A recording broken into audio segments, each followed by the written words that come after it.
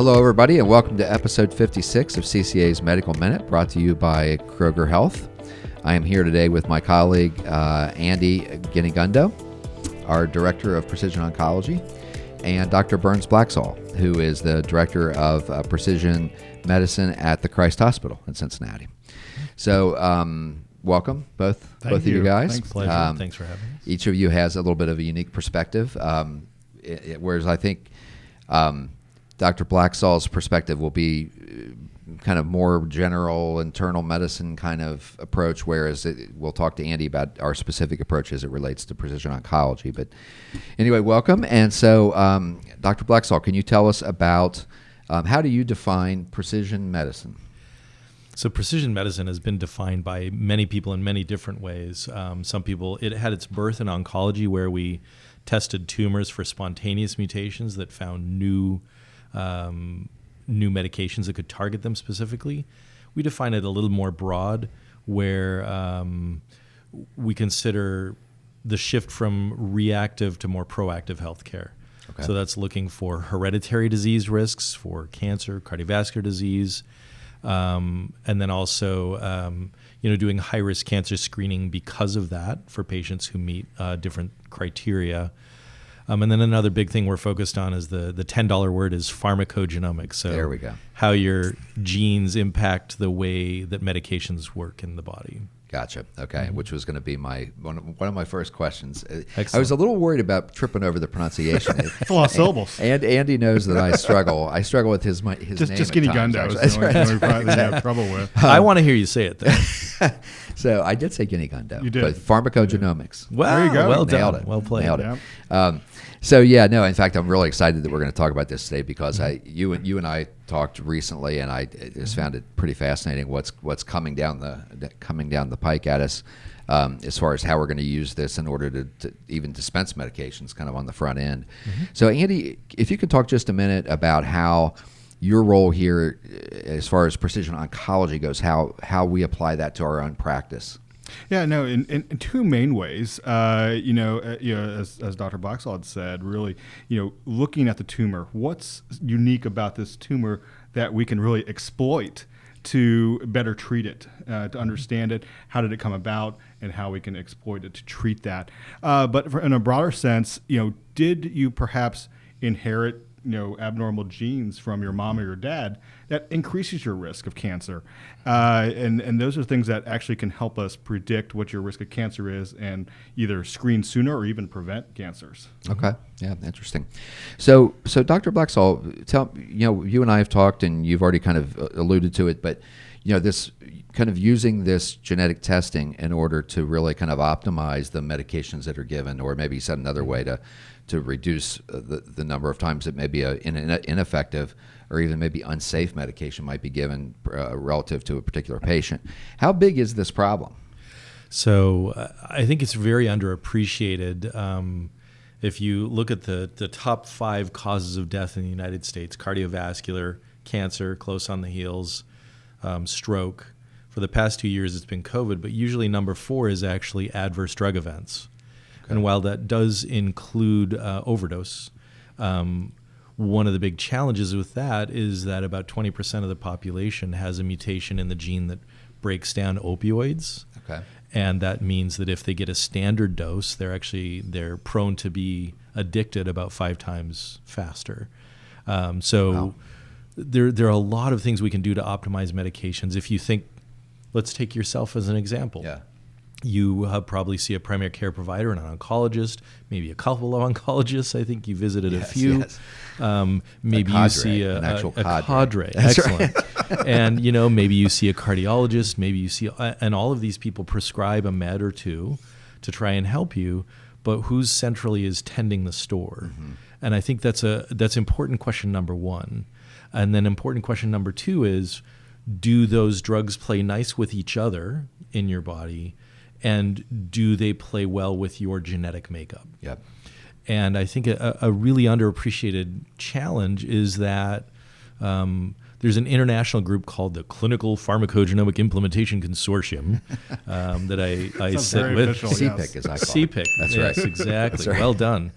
And so we recommend pharmacogenomic testing as an international body for about 72 medications. The FDA box labels over 100 medications for which they recommend you do genetic testing before prescribing. Okay. And it's just really an underutilized and I think underappreciated aspect of medicine. So I think it's really important that we pay attention to that. And so what we've done at the Christ Hospital is we have now 10 pharmacogenomics certified pharmacists who are able to look at a patient's medication milieu. We have a tool embedded on our medical record that can calculate the risk based on those medications. Wow.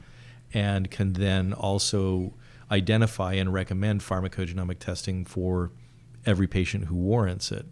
And we also have risk scores that we've incorporated that can identify the patients who are at the highest risk, and then we can work down the list. Interesting. I think, and so we are leading what we believe is the world's first prospective randomized controlled trial. Preliminary data suggest reduction of ER visit and hospitalization by about 30%. Wow. Which is a big deal. Huge. And let's just take cancer as an example. So a couple things that patients suffer a lot from in cancer are nausea. Mm-hmm. And so they wind up taking, anti-nausea medications. And those, that whole family of a family of medications used for that has a strong pharmacogenomic mutation rate. And so if we could identify the patients who aren't going to benefit from a particular drug and get them on a different one, instead of this trial and error prescribing, then that would be helpful. Maybe another example in oncology of mutual drug interactions are the patient who's depressed because they have cancer, because it sucks. Yeah. And so they start trying an antidepressant. And then they might think they have chemo brain, but it turns out that they really just have serotonin syndrome because they have a mutation in the gene that breaks down their SSRIs. Interesting. And then the third one are obviously not only the medications that you were talking about, Andy, but also the medications for which there are common mutations that make it dangerous for a patient to take a drug like 5-fluorouracil or capecitabine. Yep. A small percentage of the population has a mutation in the gene that breaks it down, but if they have that, it can be lethal. Oh, wow. And so really important for us to be prospective or proactive in the way that we address the medications that a patient is taking both alone and in combination. Okay. Interesting. In going through chemo myself, compazine was not really effective in preventing me from vomiting, but Zofran was. Mm-hmm. So that's something I just kind of learned the hard way. Yep. But wouldn't have been nice to know earlier. Yeah, I mean, as fun as the whole vomiting business is, right? Projectile vomiting at times, yes. So from a practical standpoint, Dr. Blaxall, what does this mean? Does someone go get a blood test? Is that? It's a cheek swab. It's actually really easy. Okay. It's for Medicare and Medicaid patients, we're actually able to get it covered for most of them by the indicated guidelines. And then in the worst case scenario, it's $250 out of pocket if insurance won't cover it. And it lives in your medical record and informs your medications for the rest of your life, because unless new technologies come along, your inherited genes stay the same. Yeah, okay. In fact, it's funny, I was going to ask you, and you already kind of touched on it before, you were kind of like, who's tending the store, I think was the term you used. But, kind of down the road, let's say, for example, you get this testing done, and what is the control? What is does it just become part of your MyChart or something? How does someone, what's going to kind of enforce a discipline around using that test in order to prescribe? Yeah, it's a great question. So within our healthcare system, it lives in the medical record. Anytime a new drug is being considered, it will trigger a flag called a best practice alert to ensure that a patient isn't prescribed a medication that doesn't work for them. The challenge we face are the patients who see providers in multiple healthcare systems or that might move.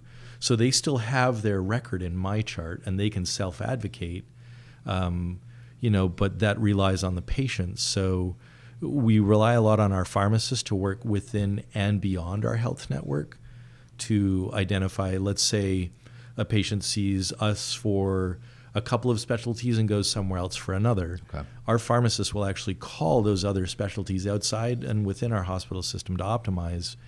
The real question is, outside of our healthcare system, how do we intervene when a new medication is being prescribed not in our medical record? Gotcha. And that's difficult. Right. And so it's all about, I think, educating patients for self-advocacy. But that's a tough prospect. Yeah, yeah. Do you you envision a day when these types of tests are so ubiquitous and so accessible that like almost nobody will get a medication prescribed without consulting? That would be the dream. Okay. And actually, a shout out to St. Jude's. They've actually been doing prospective pharmacogenomics on a subset of genes that are common in pediatrics on every patient that comes through their door. Okay. Which is great.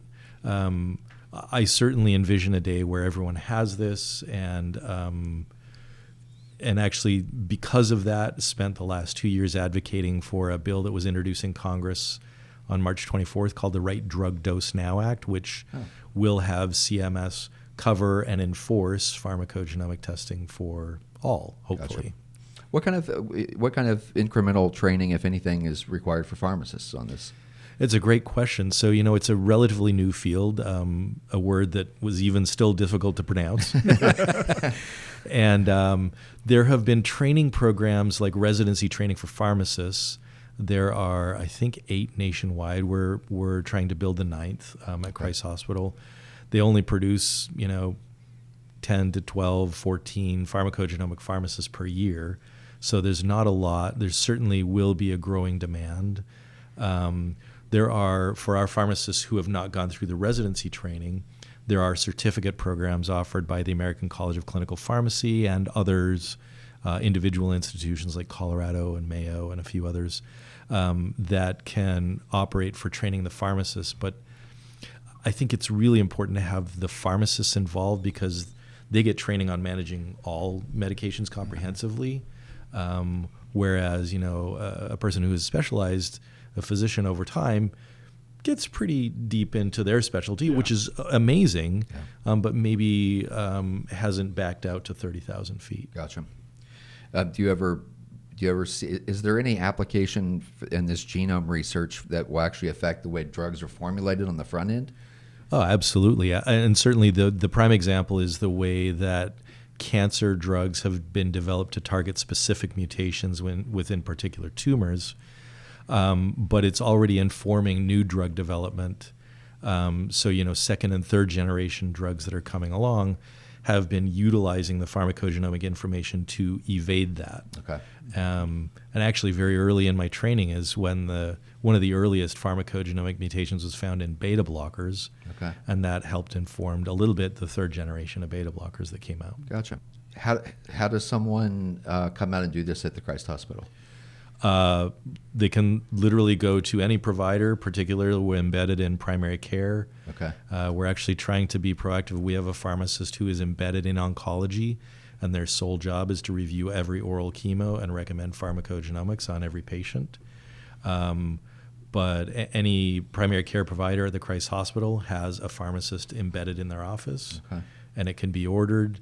And what I like about it is the way we designed it is that when the pharmacogenomic test is ordered, the results come back not only in EPIC as discrete data, but they also go into the pharmacist pool who are trained in pharmacogenomics, and then they work, whoever their assigned physician is, that assigned pharmacist will work with that physician and the care team to optimize the medications across the care team. Okay.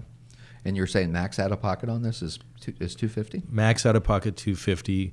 Almost always, not 100%, but almost always we can get it covered for Medicare and Medicaid patients. Okay. And there are some insurers, and there's a growing number of insurers that do cover it as well. Okay. Andy, I've thrown a bunch of softballs at this guy. You got anything? This is a little bit more behind the scenes stuff, but you mentioned how you get a flag that pops up when a new drug. Is it a specific drug that gets flagged? Like I order drug X and it's like, oh, well, no, they have that gene. Is it a specific drug? Yeah, so there's all sorts of ways we can deploy this. Yeah.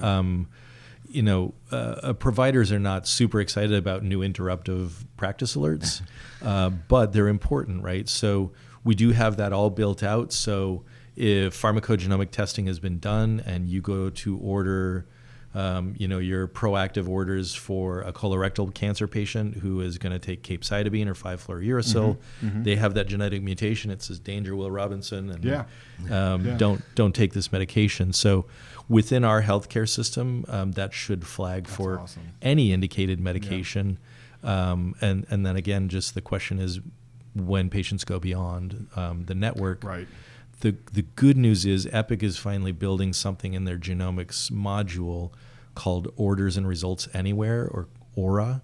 Okay. And that will allow genomic information to transfer across to any healthcare system, which I think will be very powerful. Yeah. It won't necessarily have those indications to stop when don't prescribe this, but at least the information will be there. Yeah. No, I think that's huge because, it speaks to really not just the complexity of the diseases and the drugs we are giving to treat those diseases, but the environment in which we work in to have to even prescribe those treatments. All the different systems tend to use the same, Epic. Most systems here in Cincinnati do, but they just don't talk as much as we want them to. But it sounds like they're advancing some of this, and hopefully it continues. The ability is there, right? It's the same platform. So, so it's wild. It's wildly complex. Yeah, I think the IT infrastructure underlying it all is very important, but also the implementation science behind it, right? Yeah. We're not going to be able to go to every primary care provider, women's health, oncology, cardiology, and train them how to be a pharmacogenomic pharmacist, right? So you can't put a pharmacist in all those offices. Well, but at the same time, I think it does make more sense to have a lot of pharmacists who are driving this bus. Yeah, for sure. To optimize patient care. Yeah. Very, very interesting stuff. Are you up for doing another episode at some point? Absolutely, anytime. We're barely just scratching the surface, but anyway. Well, Dr. Blaxall, thanks for coming out today. Appreciate it very, very much. Thanks very much for having me. Everybody, tune in next Wednesday at noon for, I guess, episode 57. We'll figure out what that is sometime this week. But anyway, really appreciate everybody turning out. Really appreciate your attendance and your assistance today. It was really a great information. So, excellent. Thanks. Anyway, thank you, and we'll see you next week.